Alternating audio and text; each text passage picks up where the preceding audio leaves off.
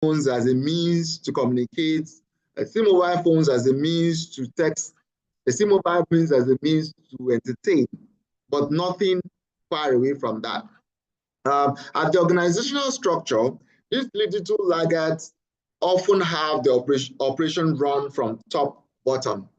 That means everything around digitalization is run from the senior management team or from the CEO. So the CEO calls the shot. The CEO is the one responsible for decision making as regards certain tools that the organization might want to make use of and all of that. While on the other hand, the digital leaders don't see technology as something that needs to be implemented by the management alone. I don't know why my screen keeps on disappearing. Waliu, can you see my screen? Yes, we can see it here. Okay. Okay. So they don't see digital solution as something that needs to be led from the top. Everyone within the organizations have the opportunity to put in their voice as regard what needs to be done. And so goes the issue of IT or the technology team often taking the lead in implementing digital solutions. When you run an agile organization where everyone has the opportunity to suggest on how workflows, on how digital tools can be implemented, then you have a democratized system of managing data within the organization. We will discuss further on how these two set of people have distinctive feature within the organization and how we can take that leap. If we are still at the laggard stage, we can take that leap to go to the leadership area of digital transformation within the organization. And this will help us to not only appreciate new technologies in the workplace, but it will help us to embrace these new technologies and adopt them in order to enhance operational health and safety best practices. So digital technology is providing the communication and also the tools necessary for us to make that leap possible. New technologies and the benefits. We cannot overemphasize this. We've seen how the latest technology has helped other industries outside health and safety. I mean, in the medical field, we know of what 5G is currently doing in terms of remote surgery. We've seen what new technologies is doing as regards logistics. There are organizations or companies out there now that have been researching for quite a number of years to ensure that in the next couple of years, we will no longer have drivers, drive our vehicles. One of the benefits of this is to ensure that there are less error made by humans in the driving process, and that will drastically reduce the number of incidences. We have a lot of other technologies around IoTs, robotics, artificial intelligence, of course, is the new buzz now. Everyone is talking about it. Almost every feature in the latest devices, gadgets,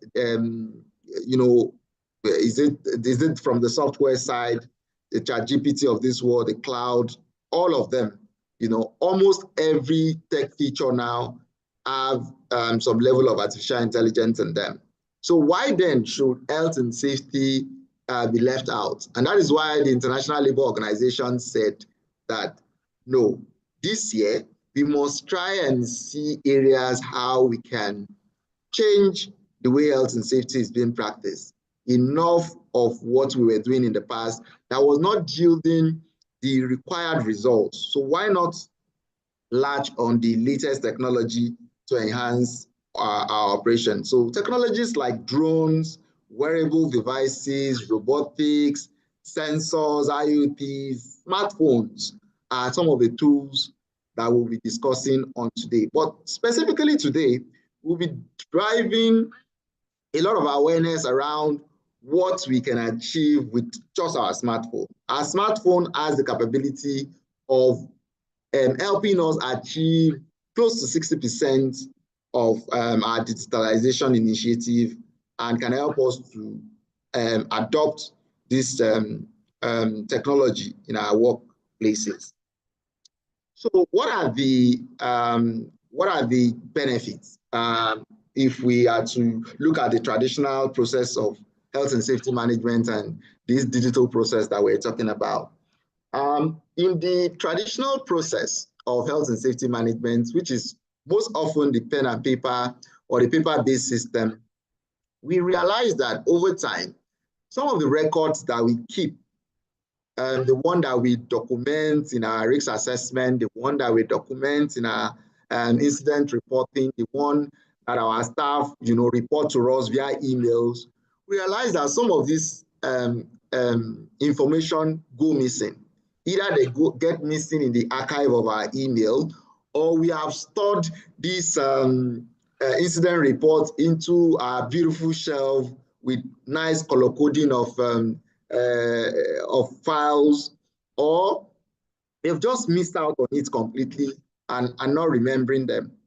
So we oftentimes miss out on deadlines if we store our data in the traditional way we store them in books or via our emails, right? Slow reporting also as well. Sometimes, for the health and safety professionals that are on the call, you realize that one of the things that we dread the most is accident investigation. Because, when an accident happens, you not only feel bad for those victims that are injured, but you also look at the stress that is involved in the investigation process, in the documentation, in the report writing, and the follow-up actions that would need to be done. So all of these are very time-consuming, and it weighs down professionals. While you had mentioned earlier that some of the repetitive processes that we, take on during, especially the documentation aspect of our work, can, be, we can use digitalization to leverage on that and cut down the time. Manual paperwork as well. All of these are weighing down on health and safety professionals as we continue on the manual process of work. But if we look at the other side of the divide, which is the digital process of managing health and safety, we would realize that with the implementation of digital systems and tools, compliance will be met. There will be accuracy in the reporting. Even the timeliness of reporting will be drastically enhanced. I have been involved in a very thorough incident that typically would have taken me 3-4 days to complete a report, and I'm able to complete that report in matters of hours because of aid that digital tools have afforded us. Fast processes. Our processes become very fast. We would take on some of the examples or we would do a practical live test of how data can be collected using digital means and how reporting can be processed in real time very, very fast as we move on in the presentation. But also in this presentation, one of the things that we would dwell very much on is our case studies of how this digital system has really, really enhanced our work. And then we'll look at how this particular process was enhanced via digital tools and the tools that were used to carry out this job. So here is a particular case study. And this is not a third person experience or a second-hand experience. This is exactly what I myself faced in the course of my job. And this is exactly what made me, go all into digital tools and solutions for health and safety management, because in my past job experience, I've had a lot of challenges for my organization. And it has to do with me managing over 4,500 employees that were scattered around the country. So I used to work with a security provider that have security guards in various organizations. So we're speaking about 185 sites across the country and scattered around 21 states of the country. We have vehicles that plies the road on a daily, over 200 vehicles ply the road on a daily basis. There were far more vehicles in the fleet, in the entire fleet, but active vehicles moving at every point in time are over 200 vehicles.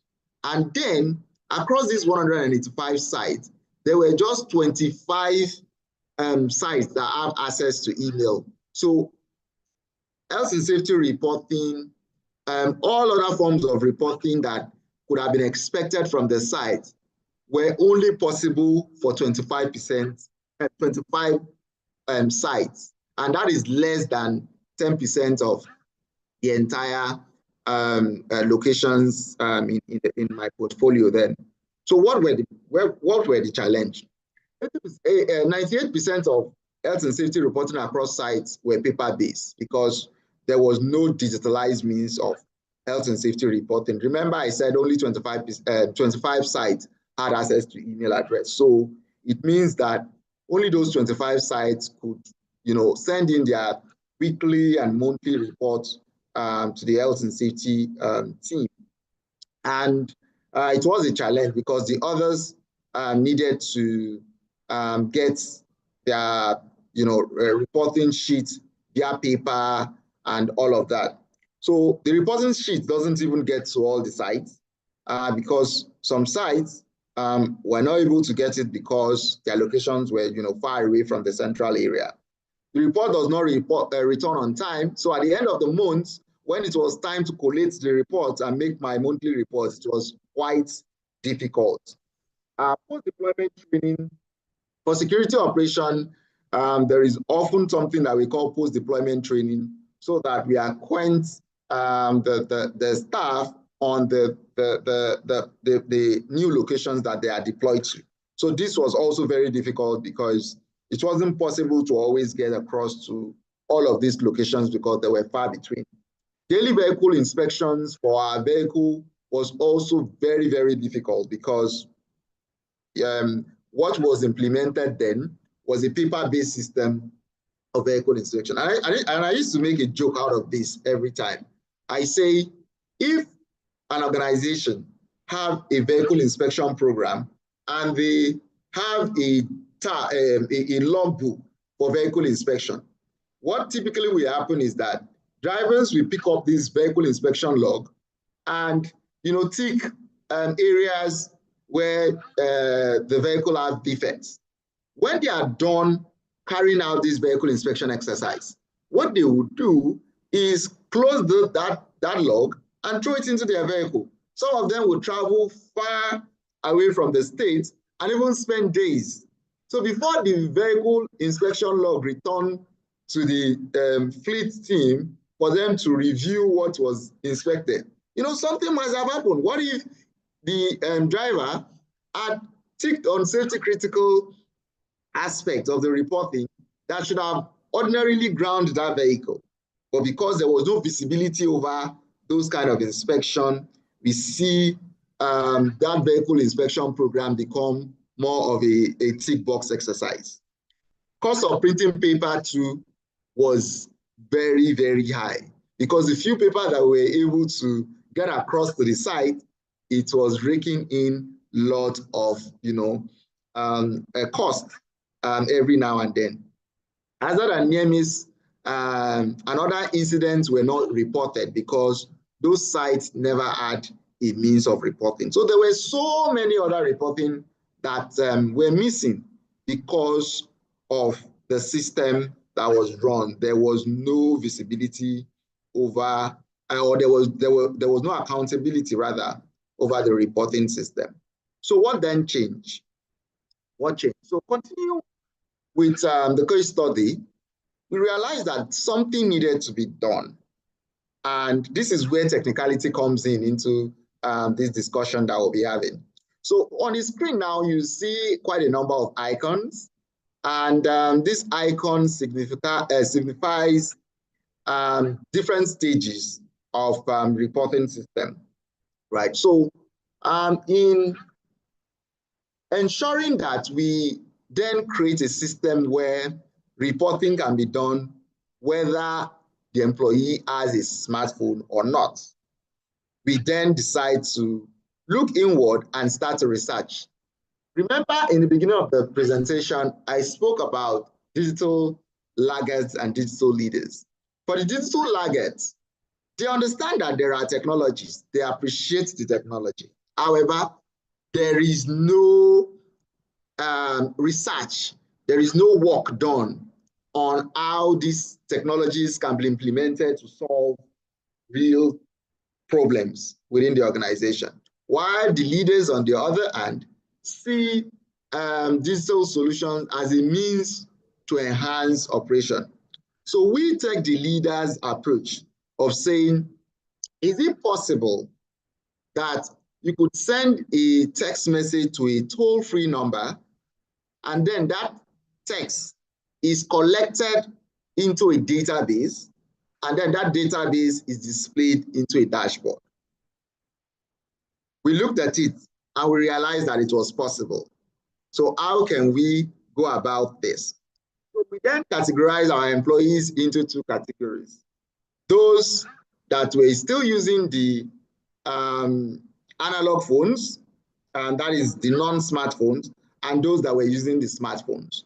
So what we did was then to say, for every hazard and near miss identified on the on sites across the locations that we were managing, we printed a QR code, and that QR code led the users, upon interaction with it, it leads you to a landing page. That landing page is embedded with a form. Upon filling that form, your form submission is collected on a Google Sheet. And then we have this very smart system called AppSheet. That AppSheet serves as both an automation and also a visualizer. So a fantastic application, I must say. This application helps then to run automation on every report that comes in. So we would get to see how this works in real time when we get to do that. Collect this thing, analyze the reports, provide visualization for the team. So in real time, as our staff are sending in their reports across location in the country, it is collected on, it is intercepted via the Google Sheet, and then the Google Sheet provide the necessary database for our AppSheet to view. And if you're using the analog phone, what typically happens is you send your hazard report to a particular number. That number, then we use an IFTTT, which is if then, if this, then that. Well, it's a protocol on a website that aids to intercept text messages on a dedicated mobile phone that we just have to serve as our server. So this is a very agile system, by the way, because there are no external tools that are needed. Everything that you are seeing here is what makes this particular system work. So the mobile phone then serves as a server connected to the internet, always waiting to receive any text message from any site across the country, collects it, formats it into the database, which is a Google Sheet, and then the Google Sheet just provide the necessary data for AppSheet to display. This particular innovative solution that we brought on increased engagement for those on the field, because they were able to send in all of their reports, irrespective of the kind of mobile devices that we're using, whether it's smartphone or the analog phone.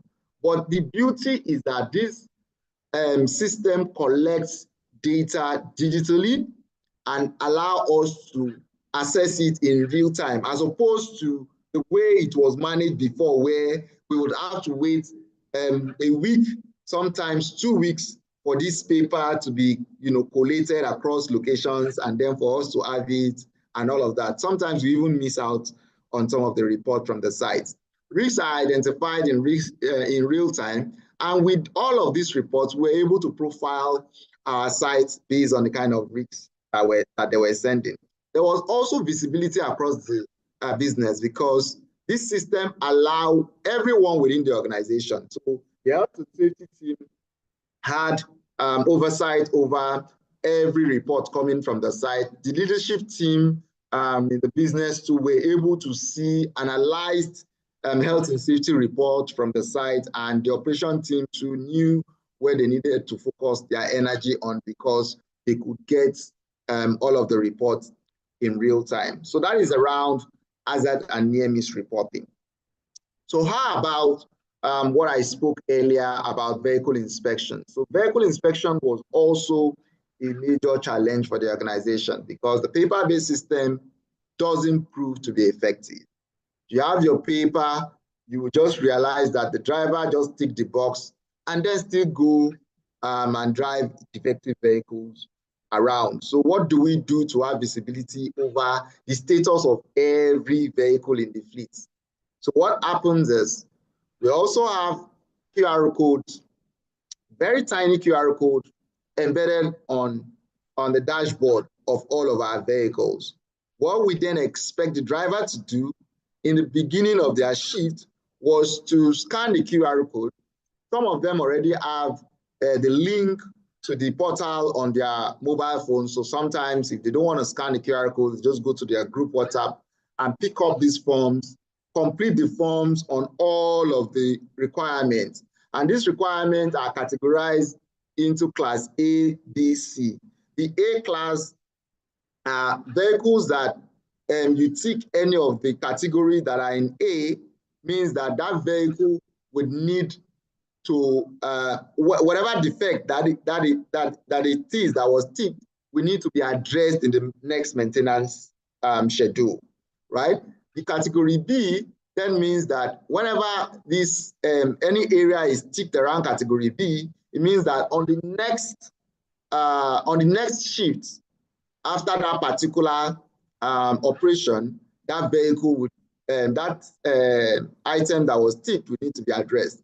Then the category C means that when any of those safety critical aspects are ticked under category C, that vehicle can no longer operate. That vehicle would need to be grounded.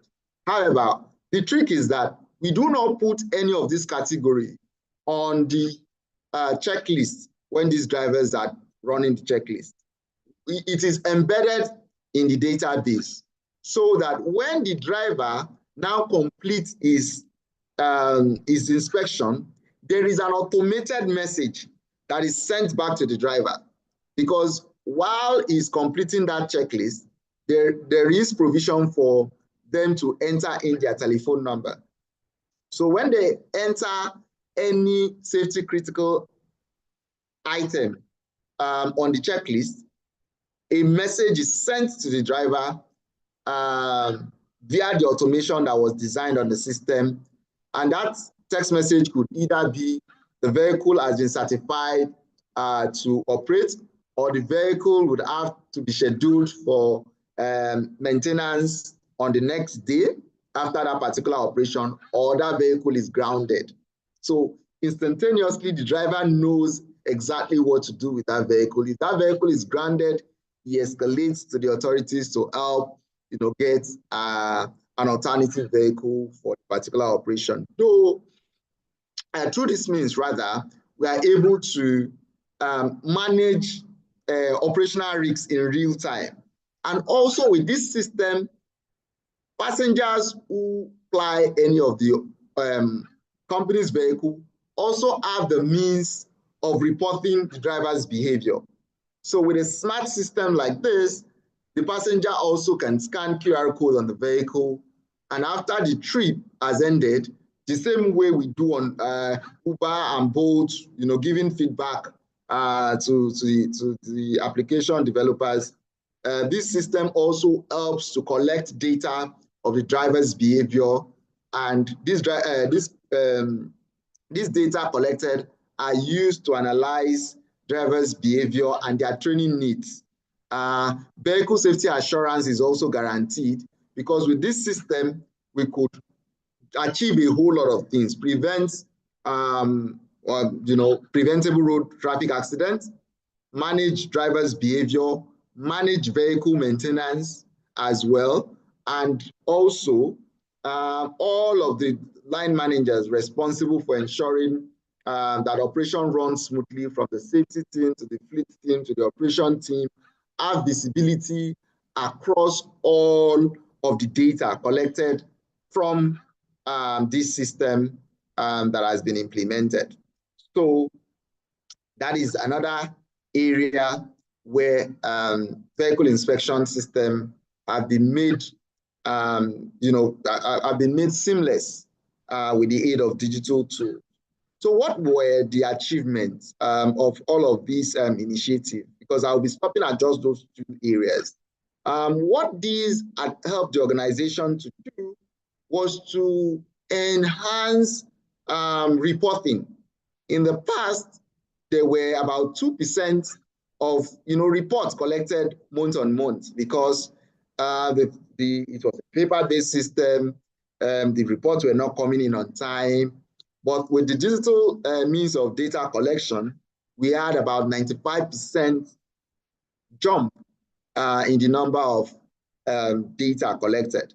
And when it comes to health and safety compliance, there was a massive compliance improvement because a lot of the hidden hazard and areas that were not visible across the reporting using the analog system of reporting became very, very visible.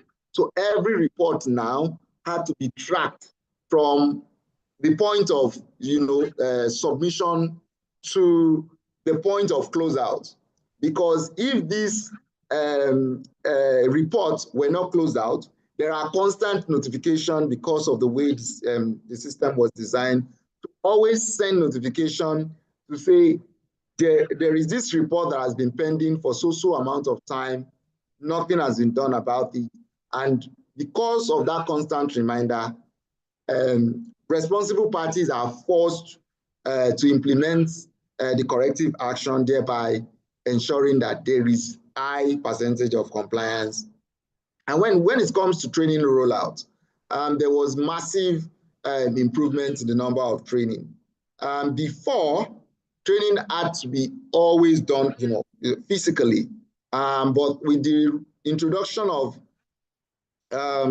these solutions where we are able to roll out training programs, and not just using the tools that I've mentioned, we use several other tools like the WhatsApp. WhatsApp became a very, very an important tool for training rollout by ensuring that we put out short clips, short materials for them to go through. And then we also ensure that there is a link for training evaluation, and those that completed those trainings were able to evaluate the training, and we see the effectiveness of that training as they were completing them. And we're able to track to ensure that a lot of persons within the organization, despite not being together in a particular office, scattered across a large number of sites and across 26 states in the country, they were able to benefit from online training modules that we could implement as a result. So 90% of vehicle safety assurance was recorded, because we then started seeing a lot of areas that were, hidden in plain sight in previous reporting protocol. We started seeing how drivers were behaving on the road because passengers were able to tell us in real time drivers' behavior. We also use the in-vehicle monitoring system and put all of the data collected from the in-vehicle monitoring system into the dashboard so that we could see how drivers behave in terms of harsh braking, over speeding, and all of that metrics that was tracked. From 30% vehicle assurance, there was a significant increase to about 90%, both in terms of number of incidents that was reported and the behavioral change from the driver knowing that they are constantly being monitored. So all of this initiative does reduce the printing costs for the organization, even though that was not what it was meant to achieve. But I mean, that's where additional things that we saw play out. Environmental compliance was also achieved, even though I didn't mention any areas of specific environmental report or data collection. There was significant reduction in health and safety incidents, and also a significant reduction in number of road traffic incidents. All of these were achieved because we ditched the cartons and the papers and all of what you were seeing on the left side, and we moved to what you are seeing on the right-hand side of the bottom of the screen, and this aid us to achieve a lot. So now we've spoken about these tools that have been used to implement health and safety change for this organization that we have as a case study. So let's see on this call now, if you have a spare mobile phone, so kindly bring it out. Let us quickly carry out this exercise and let us collect data in real time and have visualization, because like I said, this session is not just about the talk. We've talked everything about digital transformation and what it can help us with at our various engagement during the World Safety Day. But this time around, let us see in real time how we could collect data and see the magic that will be created just instantaneously as this data is collected. Do you have your smartphone with you? If you do, please bring out your smartphone. Let's quickly collect this data and run this quick exercise. If you have done that, please unmute and let me know that you have already done that. Is there anyone that has,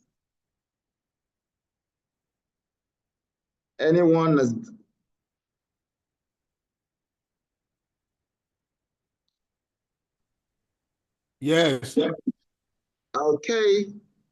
So kindly complete that short incident reporting. Okay. Let me know via the chat. Yeah. So if you take into the digitalbassey.com website, look out for, okay, maybe I would need to put this. Okay, so look out for live report testing. Just click on the menu by the side and go to live incident report, live report test. Done. Okay, if you have completed that, let me know. So this is it's a test environment on the website that this form was just embedded in so that we could run this mock test. So I would give a little bit more time for you to complete that, and let's see.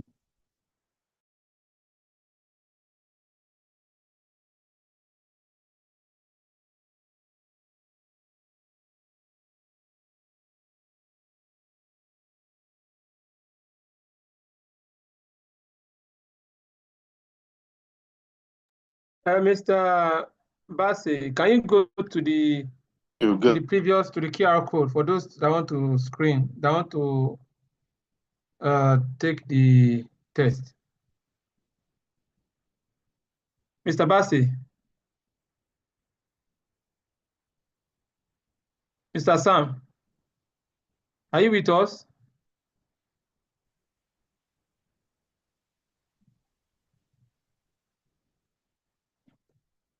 Yeah, I think the network. So he will be joining us very soon. I think while we can still be, for those that have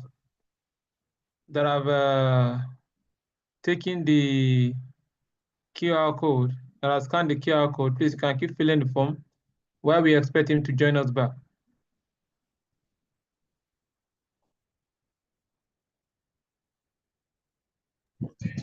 The volume is low. Is it just me?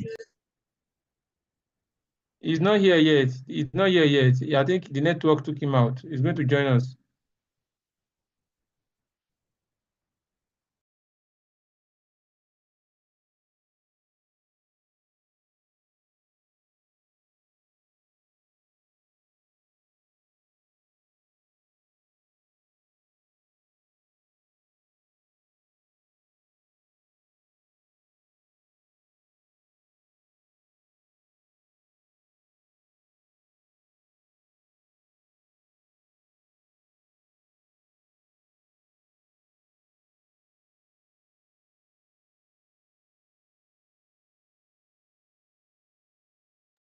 If you have finished filling the QR code, type yes in the chat room.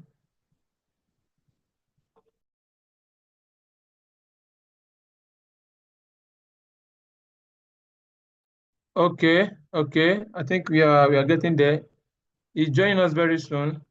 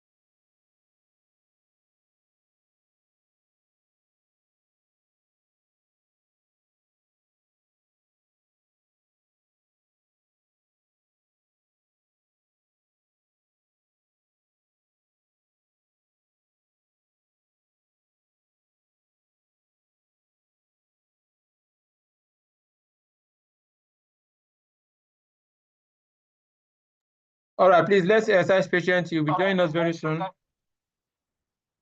You'll be joining us soon. I think it was the network that took him out. And as you are filling it, automatically the database is receiving those responses, and it will be interpreted, like he rightly said. Yes. Yes, save stands for submission. Once you click on save,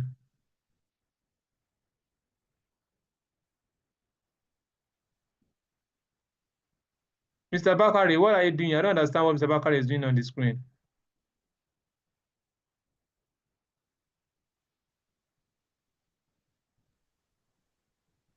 Hello. Yes, you're welcome back, sir. You're welcome. Sorry for the Sorry. network. Yeah, my Zoom just crashed and I was thrown out of the call. So sorry about that. I know you must have been expecting the results from all of your entries. So let me share my screen so that we could get to see all that have been shared. Okay.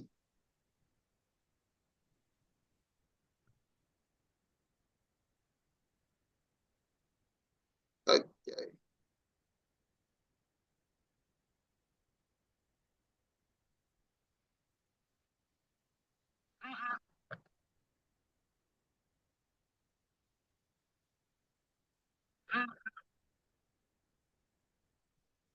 Okay. So we have the dashboard here.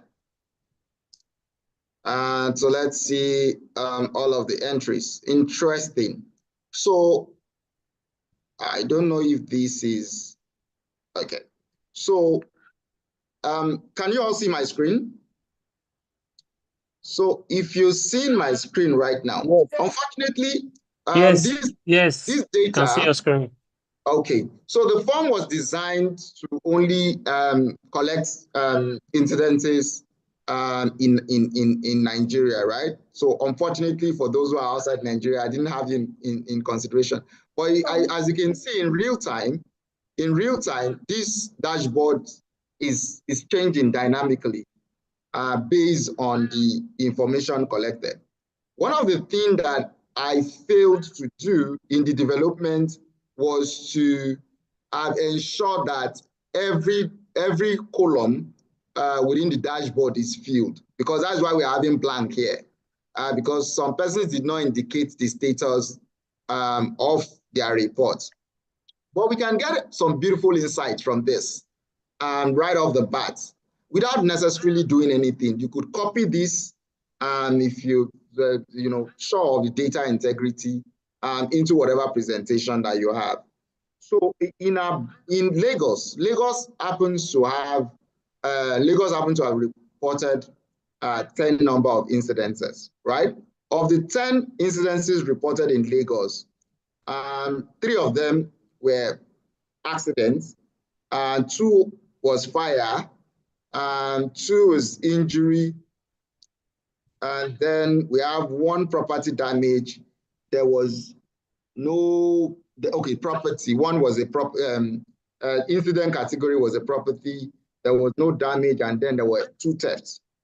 That's in Lagos. The beautiful thing about this kind of data collection system is, as you can see, Lagos has moved to 11 right now, is you could drill down on any of these reports and continually probe. So now we've probed into Port Harcourt incident, and we've seen someone just reported a major incident in Port Harcourt, right?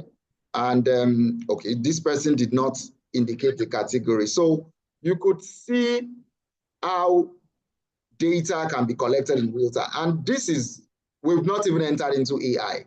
This is just pure data analytics of using or collecting data across multiple locations and having an insight over that data. And you could tell from all the incidents collected so far that we have more of, category accidents, incident category. And then we have a few other ones like that. This dashboard system is also very interesting in collecting data for automated system.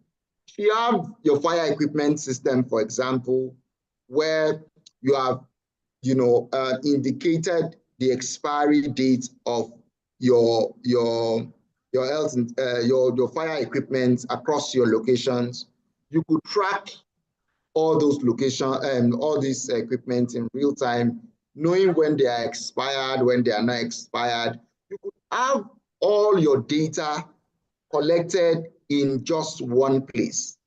So this is a test environment of hazard and near miss reports collected across locations for for a test, and you could see how you could get all of your data collected in one simple dashboard, and you could manage all of the reporting from just one interface. So that is the beauty of these systems that we have.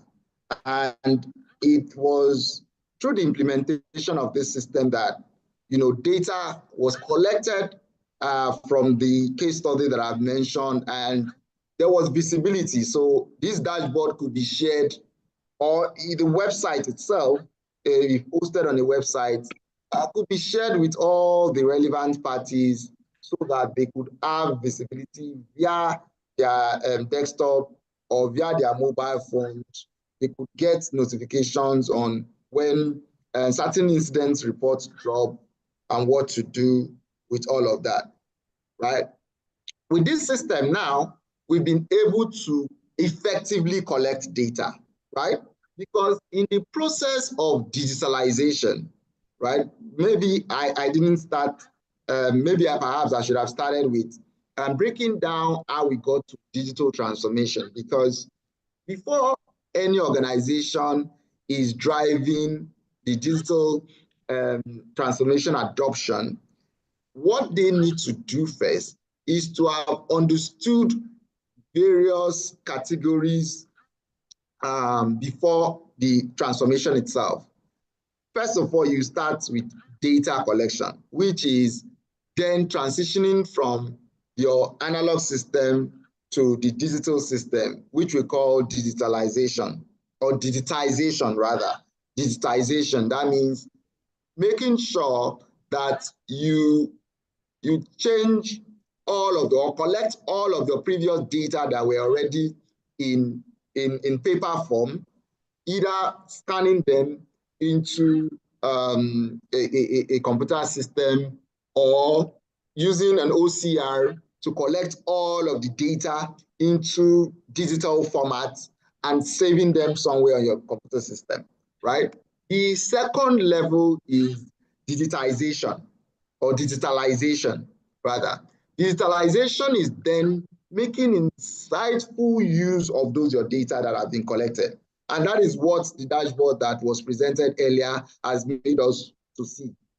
Data collected from user across multiple locations in real time, and then you are making informed choices and making, getting insights over what is happening across your operation from that system. That means you've transformed from digitization to digitalization. And then digital transformation is where we begin to talk about AI, right? Because this is a different level entirely. This is more holistic in nature. This is when things goes on auto run, right? And you could only achieve this level if you had started your process of digitization and digitalization. So let's quickly go through how AI can become very effective in our health and safety management, having achieved the first two. AI cannot operate in isolation. So I used to kind of laugh a little when I hear people talk about AI and implementing AI strategies in health and safety management, implementing AI strategies in any operation, when they have not effectively designed a system for data collection. AI strive on data, AI live on data. And there is no way artificial intelligence model can run without first having adequate amount of data. And when we're talking about data, we are talking about big data here. And this is not just about data analytics, because AI goes beyond data analytics. And the visualization we see on the screen is speaking to the AI data lifecycle. Raw data is collected, and means of collecting data is first of all digitalizing all of your processes so that nobody have to report anything via paper. Every data is collected and categorized into a database. Your data preparation is all of the means at which you aggregate all of this data. You infuse data models into. So in our own case of using an existing AI model, for example, to interpret our data, or to kind of do the auto run on our data, we do not necessarily have to design AI models, right? Of course, there are several AI models and API that can be plugged into our database. So we don't necessarily have to start training models. But whatever model that we are comfortable enough to use in our database. And when I mean database, I mean I might be speaking like I'm using computer jargons here, but your Google Sheet, for example, is a database, right? So it is very, very possible that now you could, get add-ons into your Google Sheet, and then start to prompt your data, and then you'd have AI, in your database. That is very much achievable now.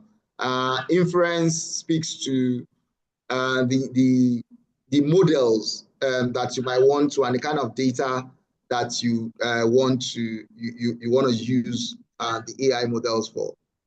And then, just like we have in our management system, there is constant iteration and constant improvement in how this data is collected, analyzed, and and produced.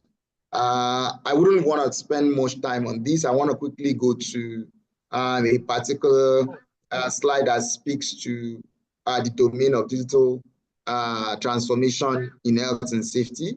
I've talked about this earlier by saying that we cannot achieve the optimal result of AI benefits if we don't start our digitalization process. So for everyone on this call, it is now, the time is now for you to start looking at how you could ensure that the processes around your data collection are in all of your health and safety reporting systems are transitioned from the analog system to the digital means. One key tool that you need, I have said this in different platforms at numerous times, that your smartphone, your mobile phone, is the most important tool that you could ever need. You don't need any fancy installations or the technical know-how from any expert from anywhere. If you understand certain tools that you could use to collect data or to store data rather, your smartphone is the best plug for you to use for data collections. You could also use several installations like sensors. There are cheap sensors from China now that could aid you to collect real-time temperature readings and enter those collections depending on the number of times you want to have those samples collected. You could collect temperature readings, you could collect noise level readings, you could collect indoor temperature reading, indoor air quality reading. You could collect a whole lot of data using smart sensors that would collect this data and put it in your database. You could collect all of your hazard and near miss reporting. You could streamline all of your permit to work system. All of these would be streamlined into digital forms, and then host them on a cloud via your Google Sheets. I often refer to Google Sheets because Google Sheets happens to be the only cloud storage tool that is free for everyone to use. So as long as you have a Google account,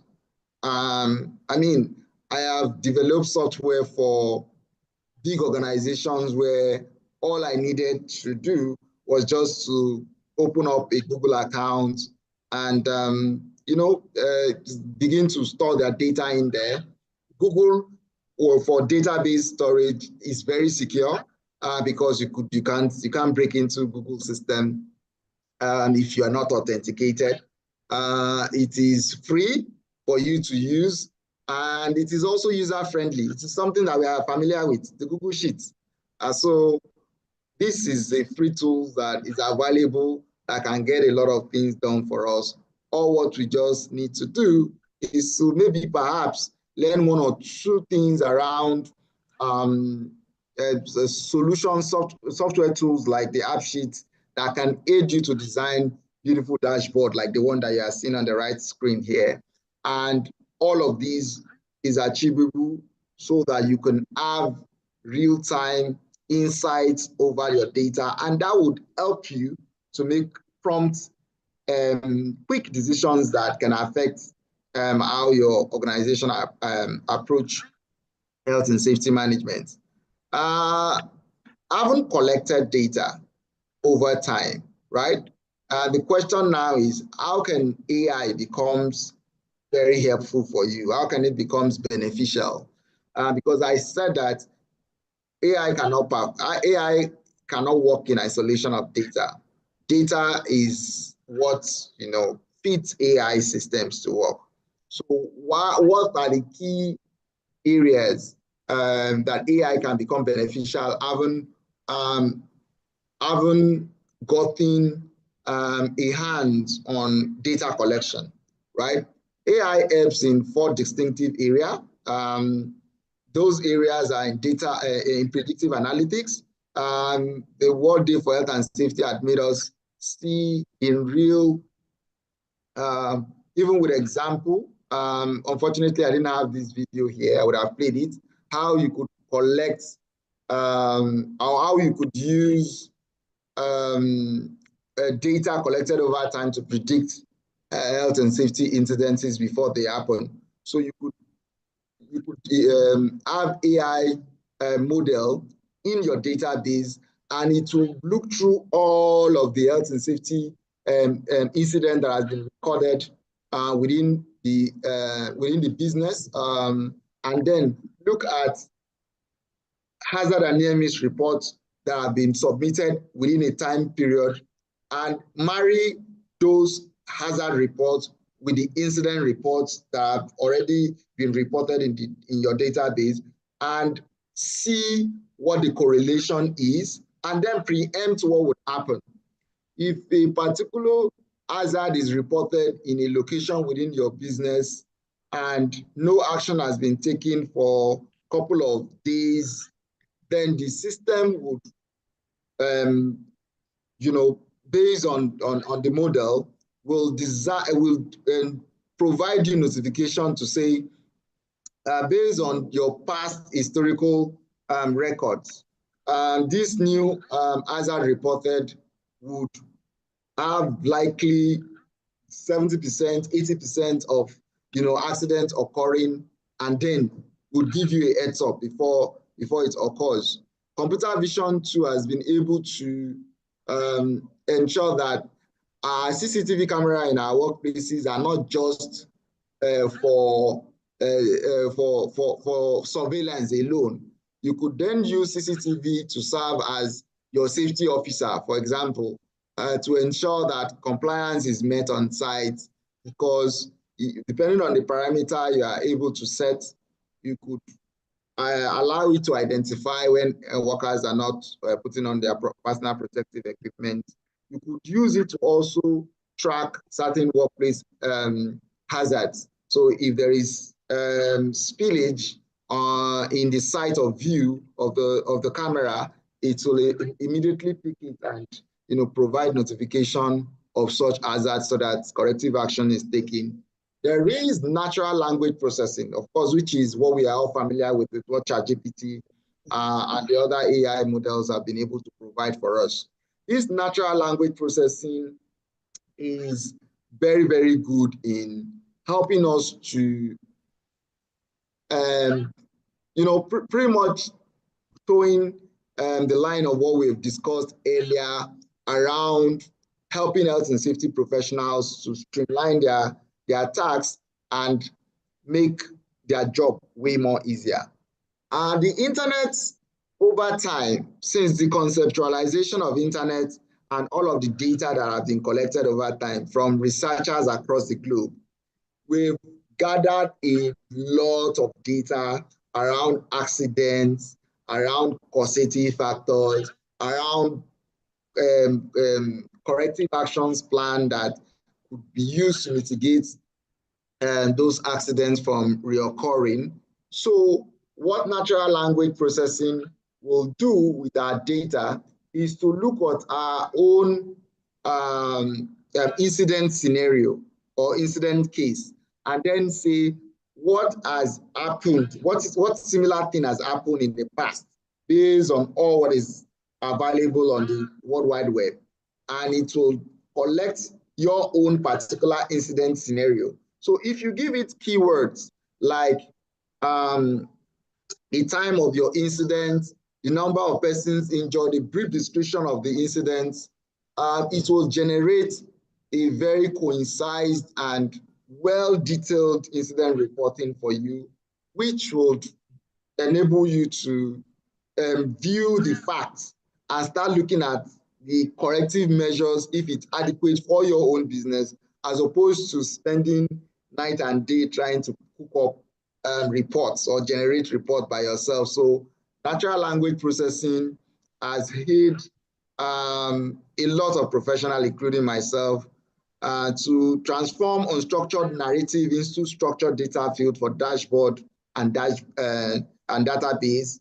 It provides searchable archives also for safety teams so that they can quickly find past incidents using keywords. So if your database already have all of the safety records that, all of the incident records that you have archived over time, your safety team can just go and do a query. You could search past incidents. You could use natural languages to evoke your data, past data, without necessarily having to search looking for files or documents on your laptop. So you could even use it to ask questions like, how many number of road traffic accidents did we have last quarter? And then you would see reports generated for you based on what you already have on your on your database. The benefit of this is very enormous. It cuts manual reporting process time by over 50%. It could be even more than this.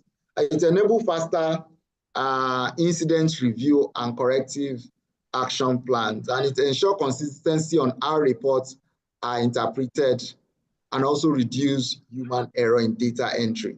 So with an automated system, all powered by artificial intelligence, running models within your database, you could have a very, very good reporting that would cost you less hours to produce.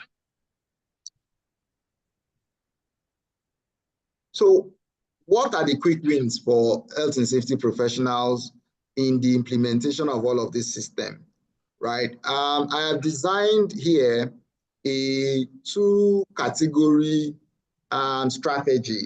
The first ones are the quick wins, which can be achieved within 1 to 6 months. For some persons, way earlier, they can get all of this achieved. And then the long-term strategies for at least 1 year to 2 years. But for organizations who haven't started that process yet of digitalization, one of the things that you need to do is to look at means of mobile incident reporting for all forms of reporting within the organization, not just incidents, every form of reporting. Both your permit to work system should be digitalized. Your vehicle inspection reporting should also go through the route of digitalization. And then basic safety analytics can become much easier when you have all of these data collected, as you have seen from the test that we conducted earlier. E-learning safety modules can also become a thing in your organization when everyone understands that the processes have transitioned from what you were normally doing to the digital means. So it is even possible for you to start looking at conducting audits, real-time audits via digital platforms, as opposed to having to have someone, audit, whether internal audit or external audit. One thing that I usually say about the audit process currently is that especially the internal audit system is somehow flawed, because what happens is that you have human interactions and intervention and in some cases within the organization, auditors and the the auditee have become very good friends, to the point where when the auditor come and say, I want to audit, it becomes more of a desktop exercise, because they can't find anything substantial or anything that can actually improve the system.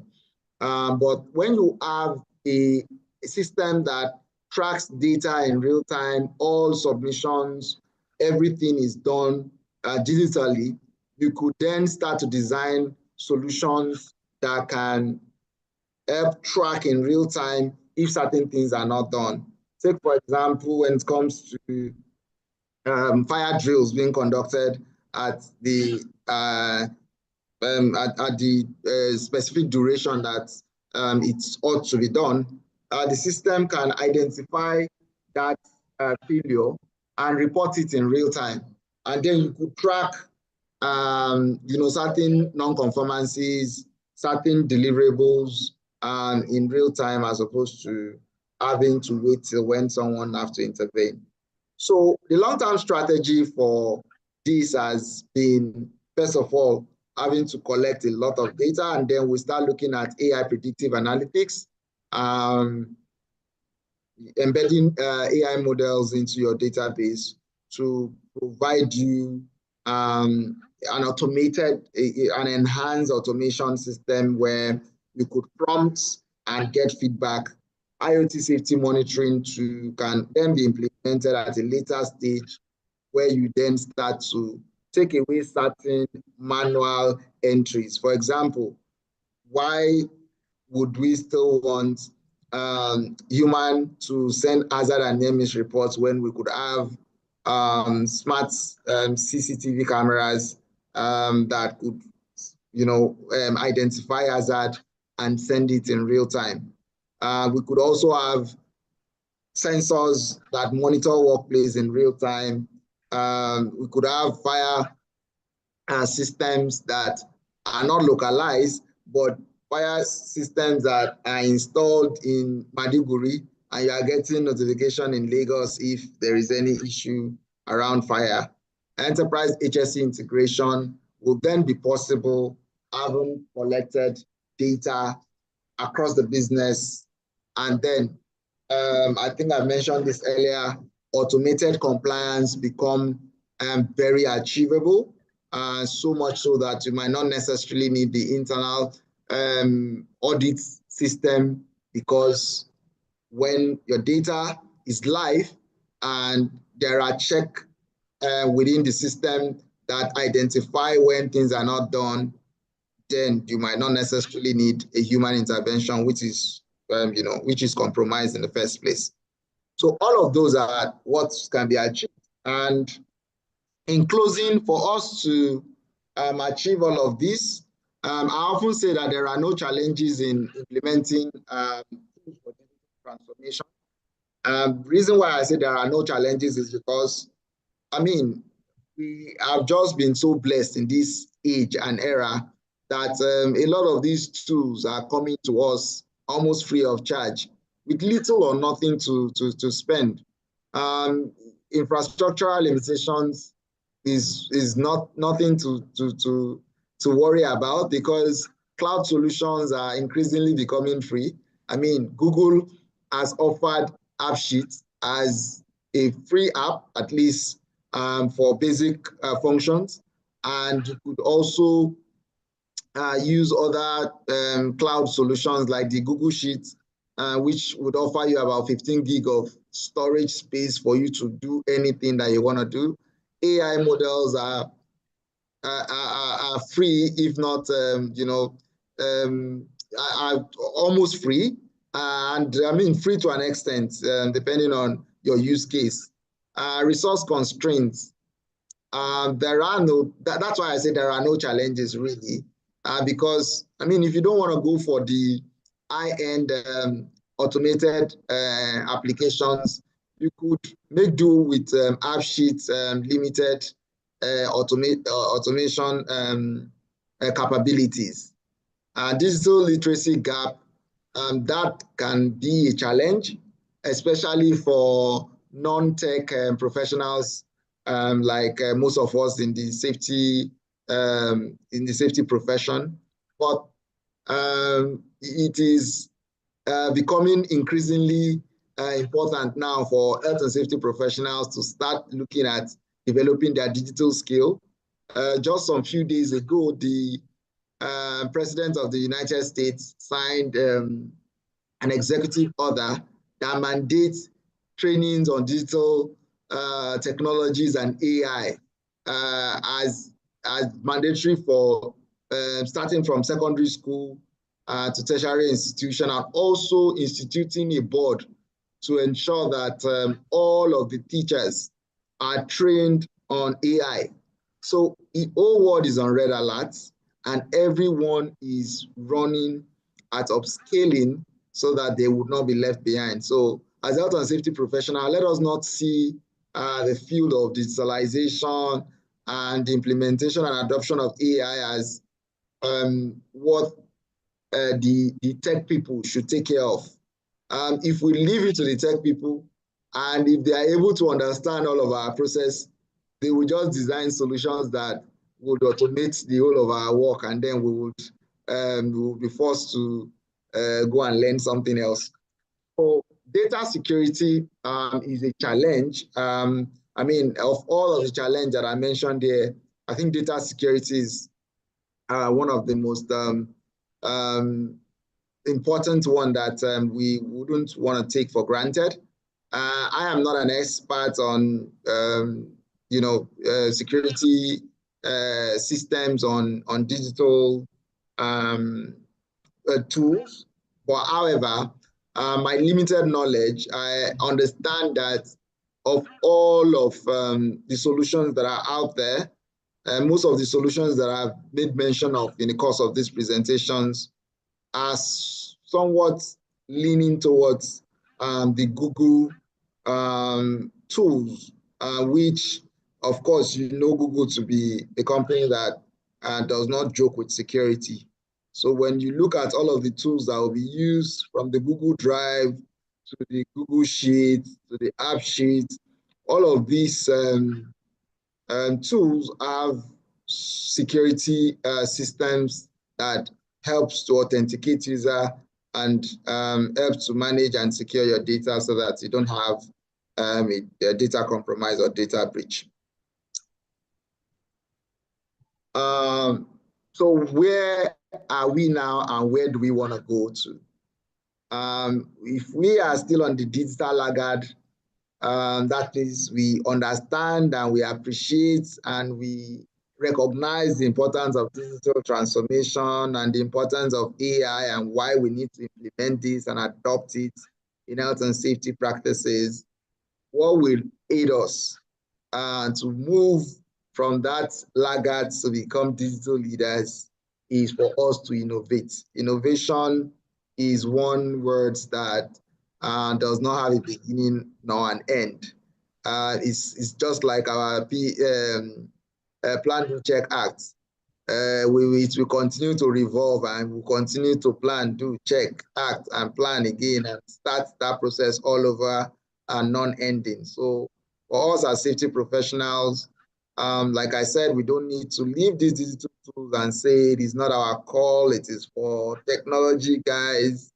It is very important because organizations now are going lean, and they are looking at who can get this job done smarter and faster. So it is an important area for us to innovate on and transition from being a safety laggard to a safety leader. I'm sure with these few points, I've been able to convince you that digital transformation is the way to go. Thank you very much, everyone, for your time. I appreciate it, and I hope that you have some few questions to ask at this point. Thank you. Thank you, thank you, thank you, thank you. That is all that I can say, because words cannot express how elated I am, how excited I am, and how I've learned so much. I had to take my time to ensure that I listen to every bit. Most times during presentation, one thing will get your attention, you are distracted doing this at the back end. But this particular one, I ensure that I grab, if not more than 95% of what has been said. Thank you so much. And that is the new era. That is the new way. That is, one beautiful thing about health and safety is that health and safety is very dynamic and very complex. This time you are seeing us going into sustainability. Everybody's talking about sustainability, climate change. Everybody start doing courses on environmental sustainability. Everybody start rushing towards it. Now we are rushing towards another side. And that is why I tell professionals that when you want to grow in the field, you don't just move with the direction of wave. However, you have an eagle-eye view and ensure that you have broader capacity to adopt changes in our professional growth. Not just changes. I don't want to use the word changes, but new development. I think that is the right term to use. New development in our professional growth. So tomorrow, AI will extend to other capabilities. Does it mean that we need to erase where we were before? No, that is why we have continuous sharing of knowledge. And that is why we have this platform where we can continue to learn from ourselves on the various aspects that covers professionalism as a whole. And we are very much grateful for this wide enlightenment session. And one thing is that Mr. Samuel has not said everything. There's still a whole lot to learn, and is always open for discussions. If you want to learn something, I think he has trainings that he does that you can also learn from. Many people find it difficult to even spend $1 for their professional growth. When you ask them about training, they will tell you that their company is not, my company has not paid. Let me get back to you from my company. But that knowledge is supposed to be yours. I've seen people that will send me a message and they will ask me, sir, this free webinar that you want to do, will there be certificate for it? Will you give me certificate if I attend? I'm like, no, wait, don't attend though. If you are coming for certificate, please don't attend. You're talking about knowledge sharing, opportunities for growth, things that we might even pay. Even this particular introductory section that he has given us, that is just 2 hours. When I go to the likes of Coursera, and this not to diminish them, the likes of Coursera, Udemy, you will see courses of 2 hours, 1 hour. They will tell you 5,000 naira. They can just tell you introduction to digitalization in health and safety, and they'll break it down into like 5 modules. The first one is 10 minutes, second one is 15 minutes, third one is 20 minutes. Before you know it is not even up to 2 hours, and you will pay. But this is a free session that he has equipped us with. Even with this information, we can go extra mile to do research and do findings and bring things together and start implementing this thing bit by bit. There is always opportunity for growth, and it's always also available if you want to learn from him. So thank you so much, Mr. Samuel. We can't thank you enough. This is highly impressive, this highly educating, and we hope to have you again and again. There are so many things to learn from you. Software development. In fact, when you said the app sheet, when you talk about app sheet, I went to download one, but I think the one that I downloaded is blue. I don't know if it's the one. It has like a blue logo, like a greater than logo. Is it the one? I just downloaded one. It is the one, Abi. Because when I open it now, it's not showing anything on it's not showing anything. Maybe I'll get in touch with you. I'll get in touch. These are the things that's why we need to leverage on ourselves, especially with young professionals. Sorry to our elders, we are also leveraging on you too. But there is what we call transfer of baton. And if we are the middle, that are waiting for the next generation to come, if we not equip ourselves with what we have learned from our elders, and also look at the reality of what we have in our 21st century, there will be nothing left for us to give the upcoming generation. And that is why that leverage is very important. We are in the world of information, world of knowledge. That's the era that we have now. The more access you have to information, the more you flow. The more you're able to flow wherever you belong to. So once again, I can't thank you enough. This was very explicit, very concise, very professional. Apart from discussing about this particular topic, you are also fluent, you ensure flow and smooth riding all through this session. And you can see in the chat room that everybody is appreciating you for what you have said, for what you have educated us on today.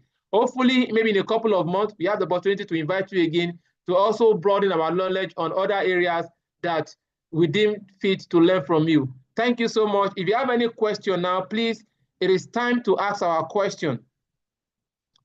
Please, if you have any question, please let us ask our question. Please let us raise our hand. Let's raise our hand first so that it won't be rowdy. Yes, I have a question. Please. I have a question. Okay. Please go ahead with your question. Hello, can you hear me?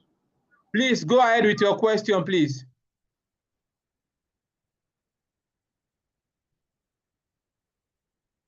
Any other person, if you have, okay, we have other hands raised. Mr. Patience, please kindly unmute and ask your question. Good evening, sir. Good evening, please. Go ahead, sir. Thank you, sir, for that presentation, sir. My question is, being new to the field, yes, and I think this AI mode and everything is will be beneficial for us, and also as a female in the field also. So I want to ask, what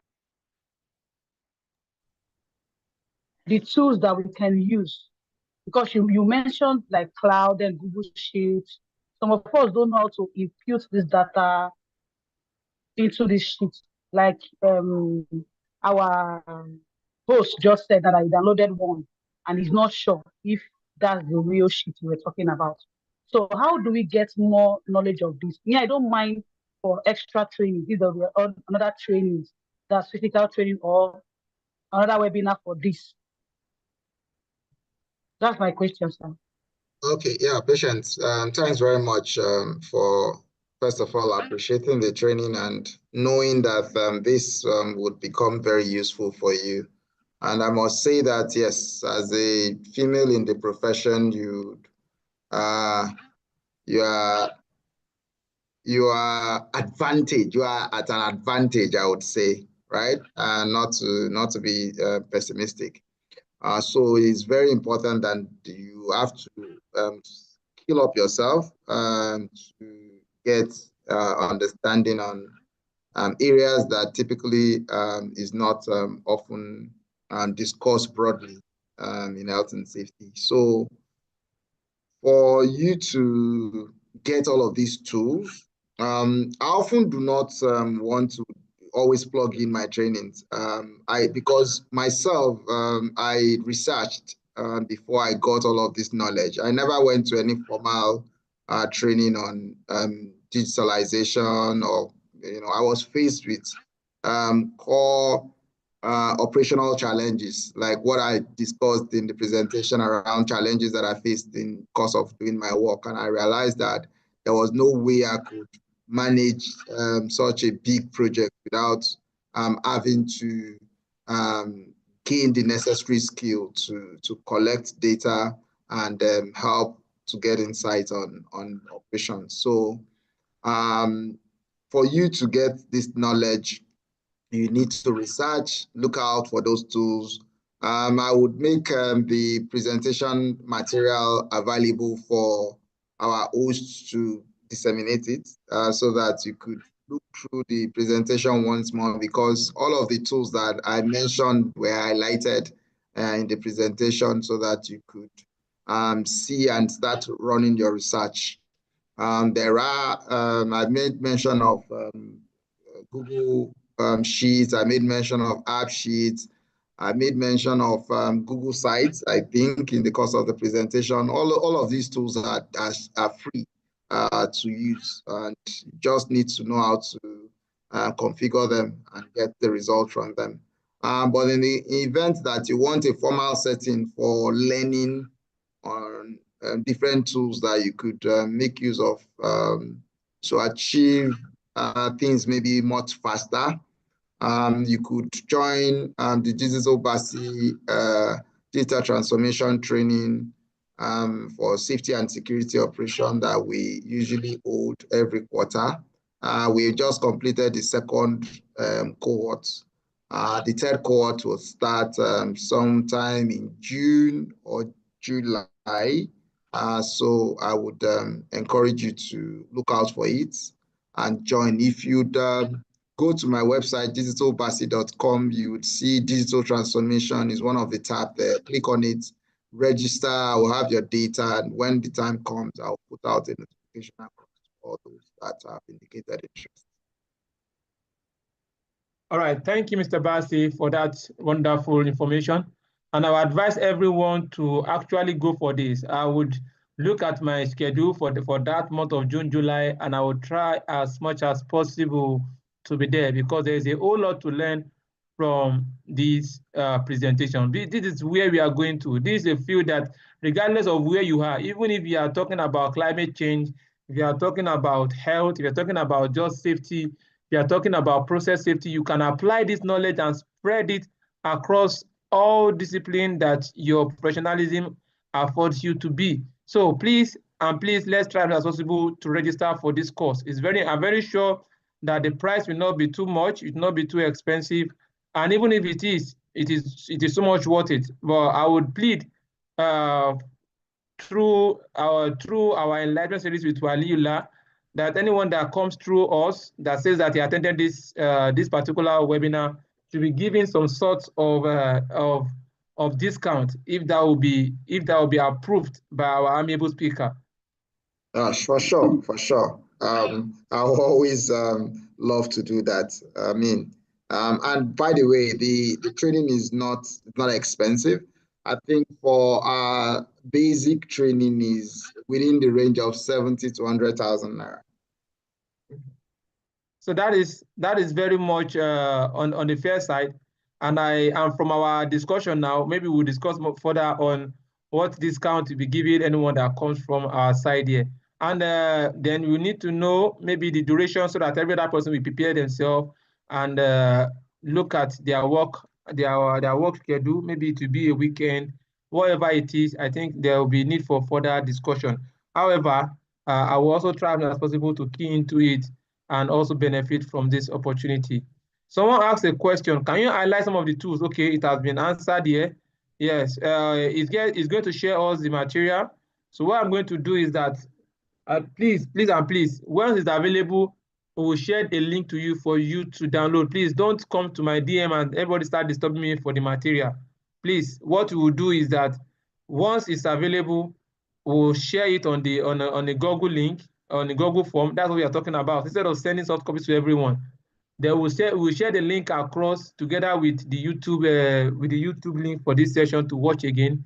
Then from on that platform, you'll be able to download it and make use of it for yourself. So thank you so much. I think there are no other questions. We don't have any other hand raised. It's been a wonderful outing. It's been a wonderful session. We can't thank you enough. Everyone that has joined us from different parts, we can keep mentioning names. You can see our constant supporters who has always been here. Shinemi Okafor, Aziz Ogundiran, yes, Mr. Bakari always here, Mr. Darlington always here, Mr. Okono, yes, Mrs. Fatima, Etta, my very good friend, John, Hassan, Mr. Habib Salahuddin, my Oga. Congratulations on your new role. How you go watch him? Please let us find a way to watch it very well. Kuta, thank you so much. Miss Miriam, Mr. Musa, Mr. Sise, for those that joined from Germany, those that joined from South Africa, from Ghana, and other countries that were mentioned, from every part of the world that we have joined us, and those of us right here in the most beautiful, the most courageous, the most powerful country in the world. Sorry to say, and I'm not sorry to say, Nigeria. Thank you all, and thank you all. Thank you all, and thank you all for making this another wonderful and beautiful session. Thank you so much. So let's use the opportunity, as we used to say. And before we go off, yeah, from Mauritania, yes, our friend from Mauritania, thanks for joining. And before we go to the end, we are using this opportunity to present a certificate of appreciation to Mr. I saw Engineer Turku Lawal. I think he has gone. I think I saw him the other time, but however, because of time, let me present it myself.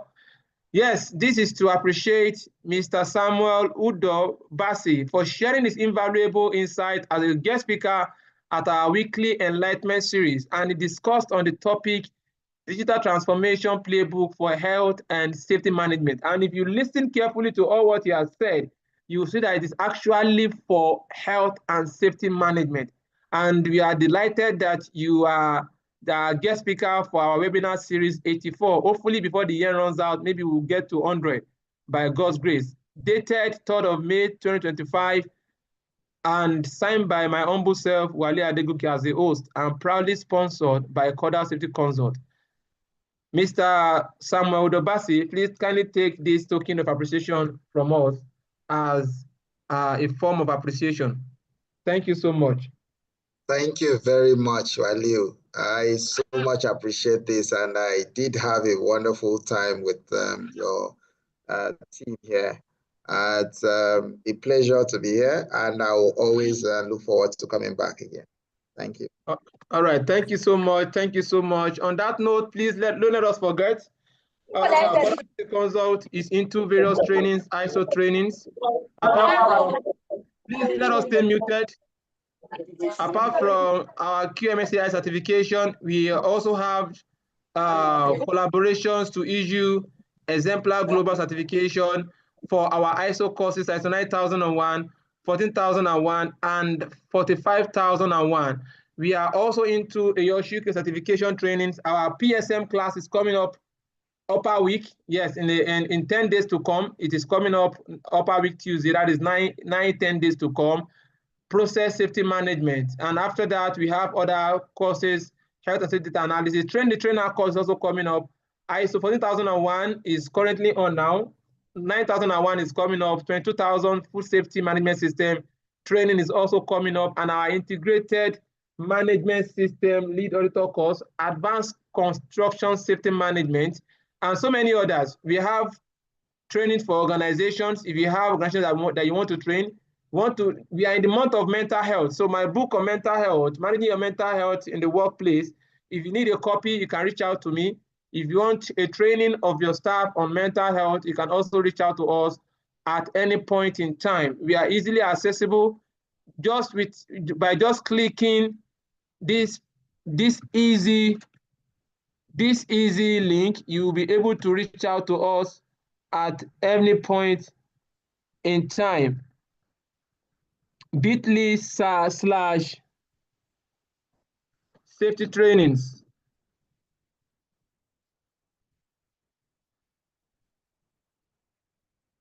You'll be able to reach us and send us a direct message for your health and safety training, for your ISO training, from your management training, customer communication training, customer satisfaction training, customer relationship management trainings, effective communication, active listening.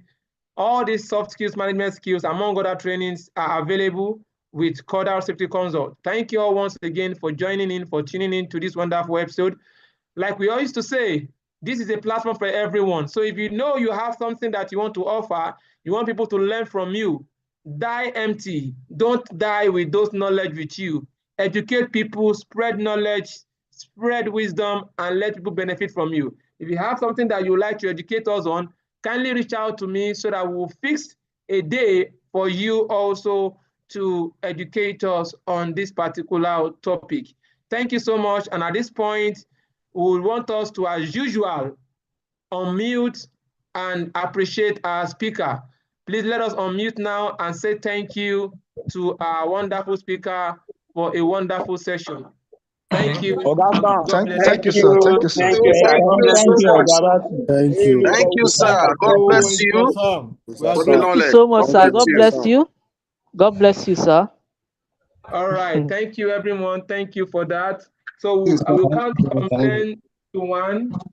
I will call it a day. 10, 9, 8, 7, 6, 5, 4, 3, 2, 1. See you all again on this wonderful series, Enlightenment series with Waliullah. Bye-bye.